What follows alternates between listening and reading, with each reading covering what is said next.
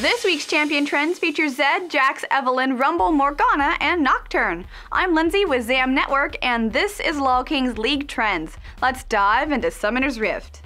This week, the top 5 champions on the increased pick rates are Lee Sin, Vayne, Zed, Jarvan 4, and Ezreal. The Master of Shadows shows up on the increase in win rates this week, and the reason for that is quite simple. Basically Faker. SKT Faker is considered the best Zed in the world, which also happened to be one of the champions he used to beat Royal Club at the Season 3 World Championships. At one point, Zed was considered one of the best mid laners. However, the buff to the Exhaust Summoner spell a few patches ago has made Assassins weaker overall. Yet there are uses for champs like Zed. Against the new Kassadin, Zed can be a strong pick as he does full physical damage, while Kassadin's shield only protects him from magic damage. Even against Exhaust, Zed still has a good laning phase and split push potential. If he's lucky enough to catch an out of position and exhaustless carry, he will still pull off those great insta-kills. Give it a week or two and Zed's pick rate will drop, however he will remain a viable and fun champion to play. Champions on the decrease in pick rates have Xin Zhao up first, Nocturne, Jax, Caitlyn, and Renekton follow up. Jax's pick rate goes down by over 1.5%, while his ban rate went up by over 10% this week. In the current meta, the Grandmaster at Arms is considered one of the strongest top laners. Jax can do decently well against most other top laners with the exception of Renekton.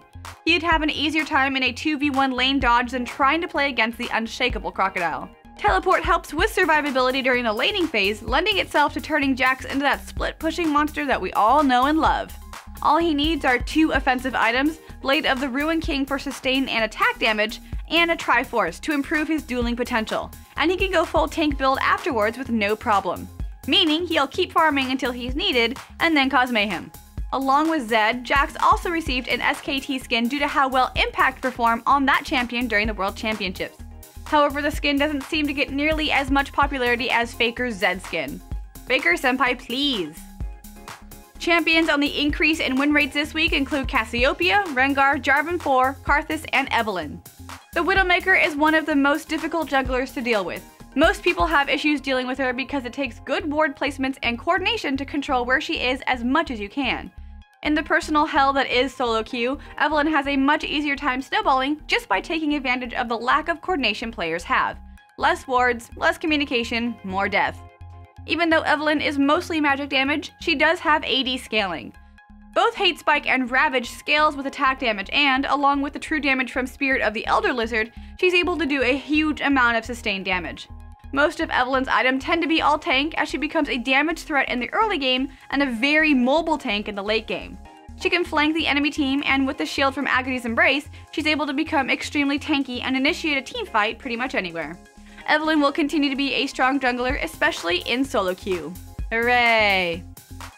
This week, the champions on the decrease in win rates has Rumble up first, while Poppy, Vel'Koz, Galio, and Master Yi round out the list. Rumble has received a legendary skin as well as a couple of small buffs, but it seems that players are still having trouble taking wins with him on the Rift. The Mechanized Menace is known for being difficult to play due to his auto-attack animation for last hitting, as well as the placing of his ultimate. His ultimate, Equalizer, can be a game-changing ability if used correctly. Once he gets his ultimate, Rumble hits a really strong power spike. During a siege, his ultimate can be placed behind the tower to zone people away while his team quickly takes down the tower. During a gank, you can use his ultimate to slow and damage a target or even use it to block their path of escape. And in a team fight, it's most effective when it can hit as many targets as possible.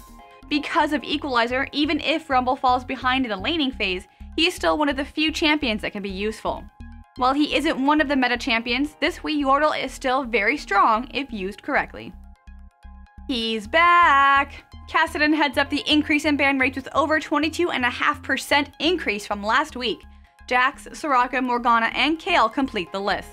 Morgana is arguably one of the strongest supports in the current meta because of how much utility she brings to the game.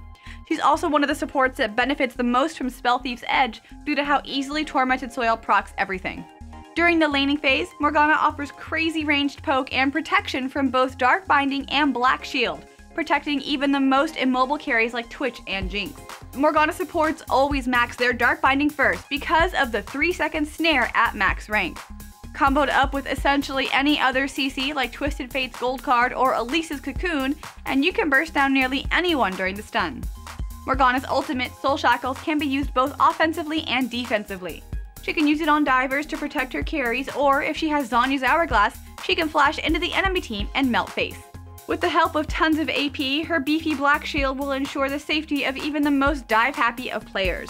This fallen angel will be sticking around for a long, long time. Finally this week, the top 5 champions on the decrease in ban rates include Master Yi, Nocturne, Xin Zhao, Warwick, and Shyvana.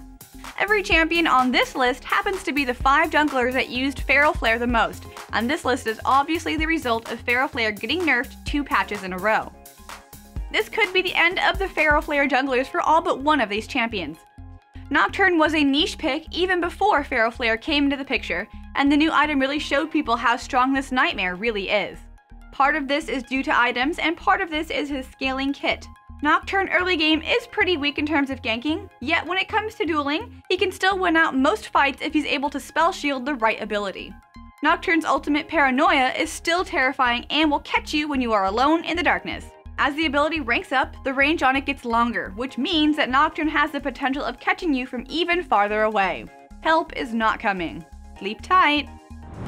And that does it for this week's show. Please be sure to check back every week for the latest League of Legends picks, bans, and win rates. Please be sure to like and comment below if you enjoyed this video, and don't forget to subscribe to our YouTube channel, LolKing.net, for more great content. I'm Lindsay Geektron. You can follow me on Twitter @LindsayGeektron. Thank you so much for watching, and I'll see you guys next week.